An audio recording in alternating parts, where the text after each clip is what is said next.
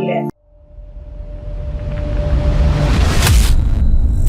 नमस्कार, मैं वैष्णवी और आप देख रहे हैं MNS न्यूज। आइए नजर डालते हैं आज की कुछ खास खबरों पर। ट्रंप की डिनर पार्टी में फायरिंग, पीएम मोदी बोले सुरक्षित है, राहत मिली। वॉशिंगटन हिल्टन होटल में डिनर के दौरान फायरिंग हुई।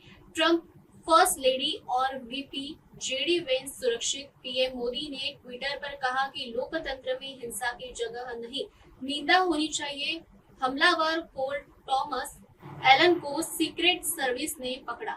एक अधिकारी बुलेट प्रूफ जैकेट से बचा। घटना के बाद पार्टी रद्द, ट्रंप बाल बाल बचे। दिल्ली उधार मांगने पर ग्राइंडर से हाथ काटने की कोशिश। दिल्ली के विजय एन्क्लेव में टेंट कारोबारी लोकेश गुप्ता से 2 लाख रुपए उधार मांगने पर आरोपी अजय पाल ने साथियों के साथ रस्सी से बांधकर ग्राइंडर से दोनों हाथ काटने की कोशिश की। गंभीर हालत में पीड़ित एम्स में भर्ती। पुलिस ने अजय पाल को गिरफ्तार किया है और 2 नाबालिगों को हिरासत में लिया है।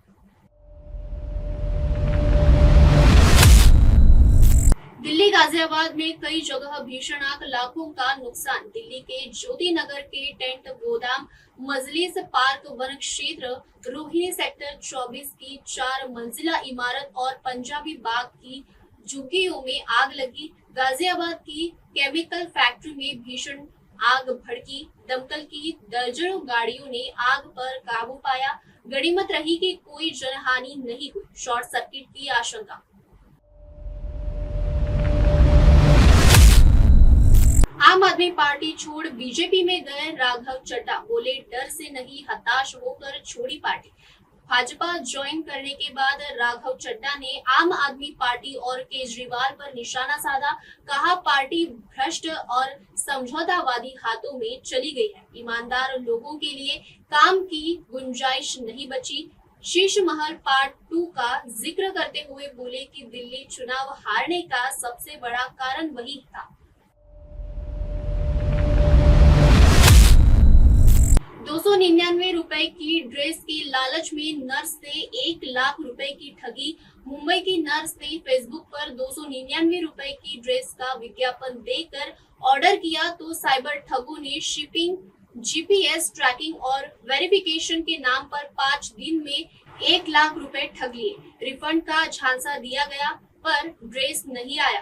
पीड़िता ने देवनार पुलिस में शिकायत की और जांच शुरू की है।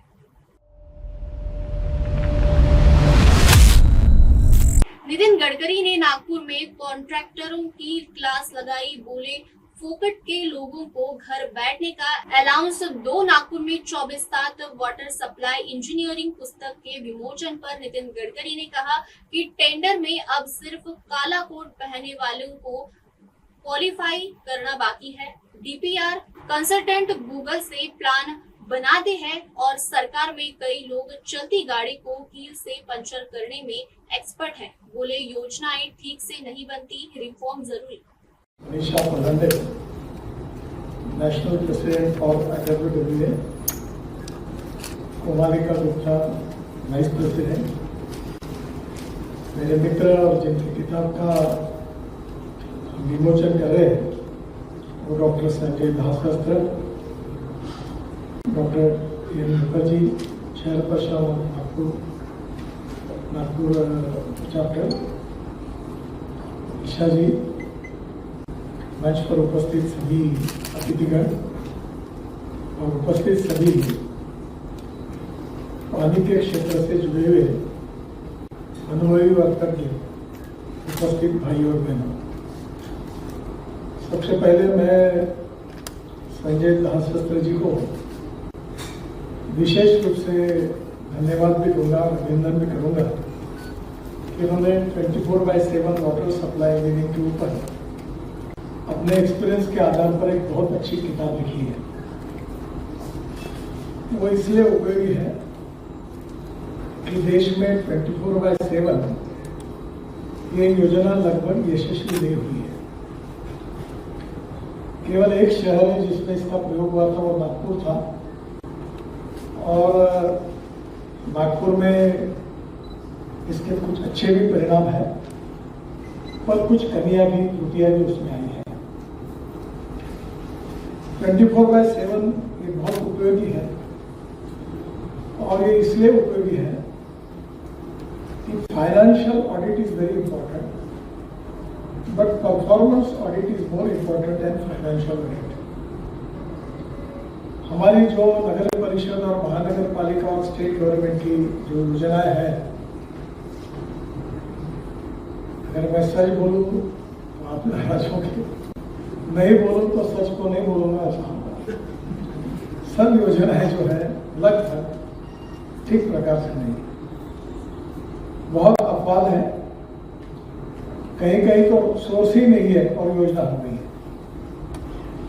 कौन से साइज के पाइप यूज कर रहे हैं, कौन यूज कर रहा है पता नहीं, ग्रेडियंट कहां से कहां जा रहा है पता नहीं, अनेक त्रुटियां उसमें है।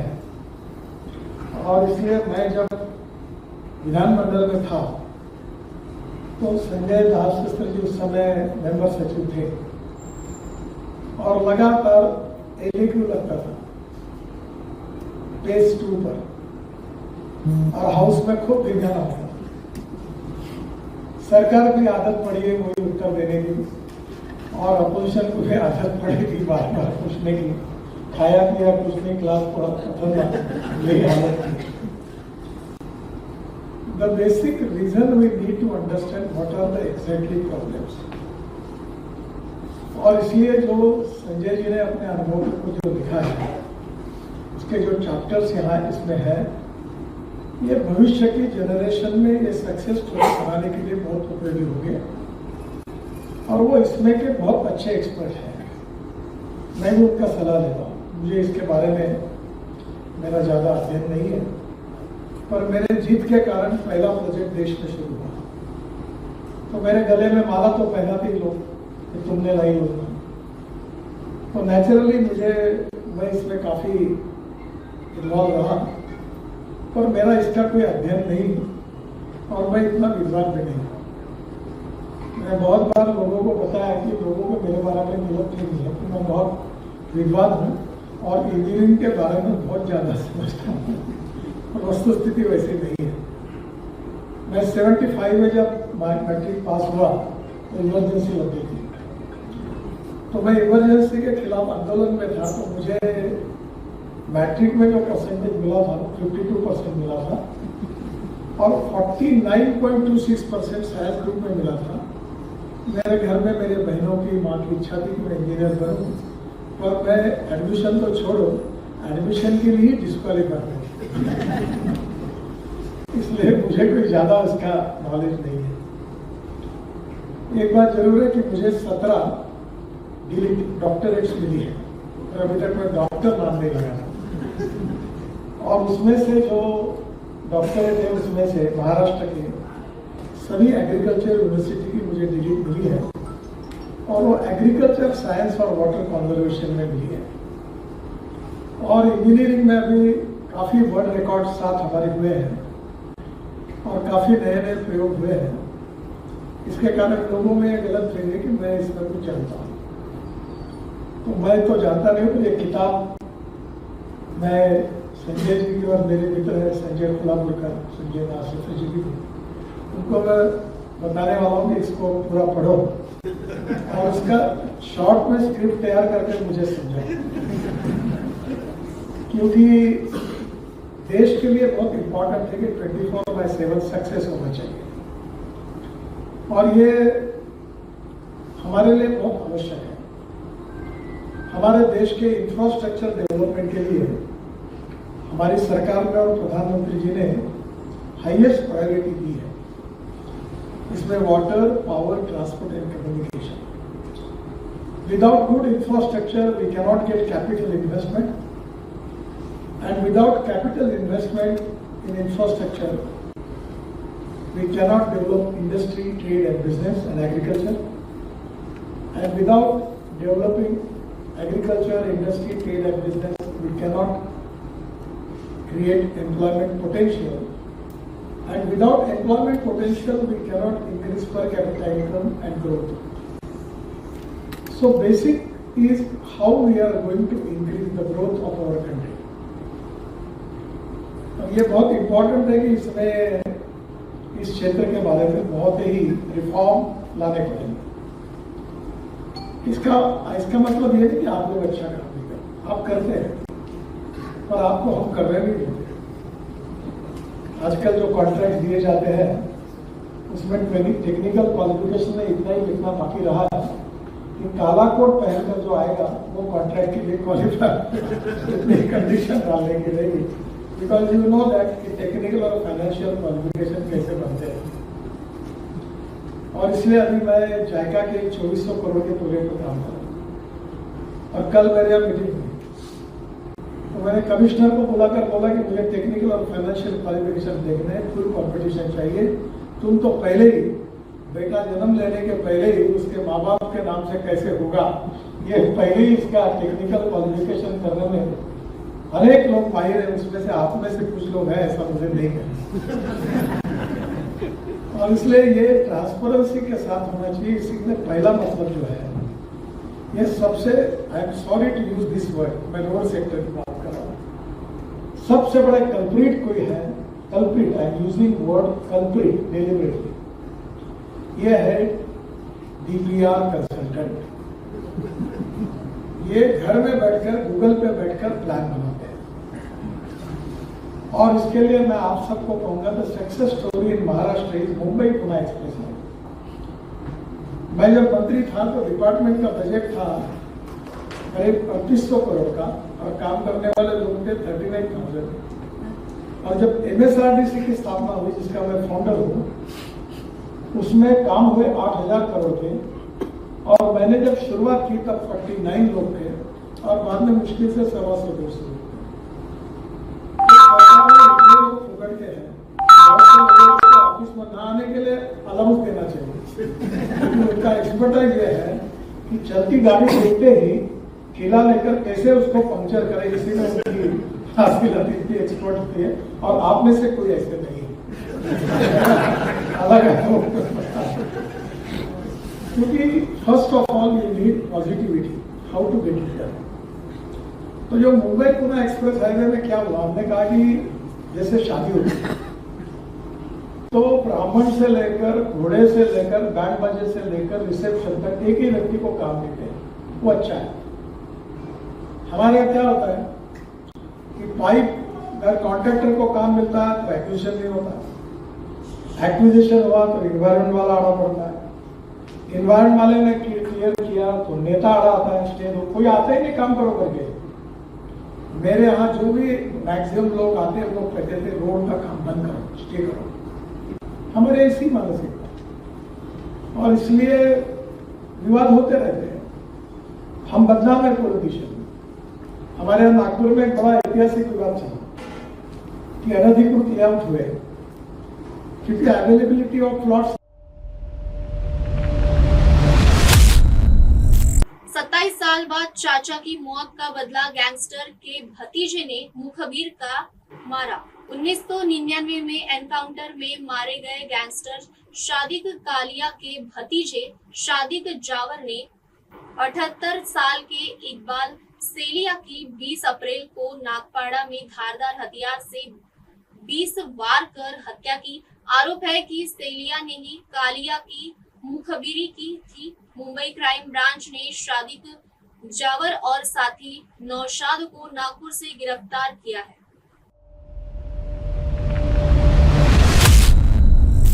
पांच बच्चे भेड़ बकरियों की तरह पालोगे, मैहर कलेक्टर ने अस्पताल में महिला को फटकारा।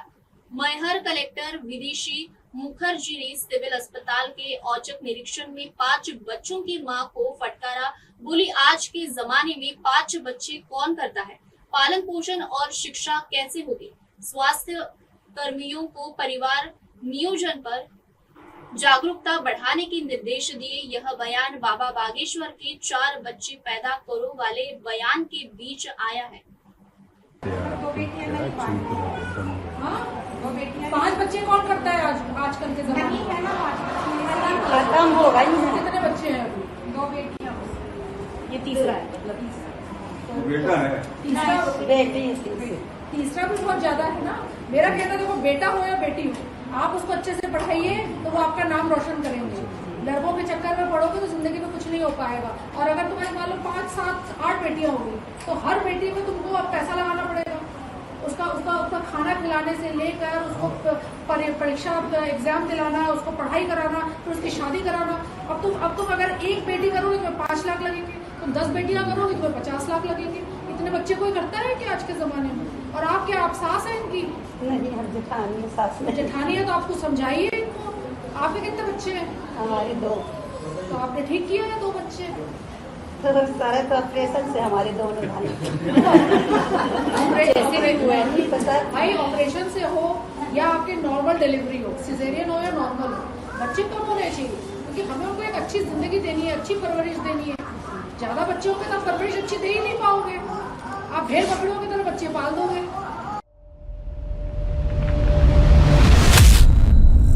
अलवर में 11वीं की छात्र से गैंगरेप, एक आरोपी गिरफ्तार।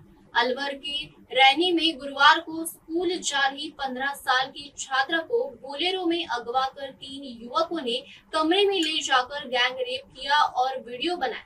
ग्रामीणों की भीड़ देख आरोपी गाड़ी छोड़ भागे। भीड़ ने गाड़ी फूकी। पुलिस ने मुख्य आरोपी राहुल सैनी को पकड़ा। मोबाइल से संदिग्ध सामग्री मिली। पॉक्सो एक्ट में केस दर्ज, 2 फरार। देखिए, जो रेनी में घटना हुई है उसके संदर्भ में पुलिस ने त्वरित कार्रवाई की है और उस संदर्भ में पृथक से आपको प्रेस नोट जारी हम कर देंगे। एक एफआईआर भी उसमें दर्ज हुई है और पॉक्सो एक्ट के अंदर एफआईआर दर्ज हुई है और हमने मुलजिम को भी डिटेन कर लिया है, उसका मेडिकल भी करा दिया गया है और जो मुलजिम जिस गाड़ी से आया उसमें तोड़फोड़ भी हुई है। तो सारी चीज़ें हमने रिकॉर्ड पे ले ली है और उस पर हम लोग जो आपको तक से प्रेस नोट जो है जारी करते हैं पूरी कार्रवाई करने के पश्चात। कार्रवाई भी जारी है उसमें। माला खेड़ा में एक महिला का लुधियाना की स्टील फैक्ट्री में धमाके के बाद आग, 7 महिला मजदूर झुलसी। लुधियाना के दोराहा के पास शनिवार को स्टील फैक्ट्री में जोरदार धमाके के बाद आग लग गई। आग में 7 महिला मजदूर झुलस गई, जिनमें मीना और अंजलि की हालत गंभीर है। दमकल ने आग बुझाई। हादसे की वजह साफ नहीं। गुरुग्राम की फैक्ट्री में आग से सुपरवाइजर की मौत भी हुई।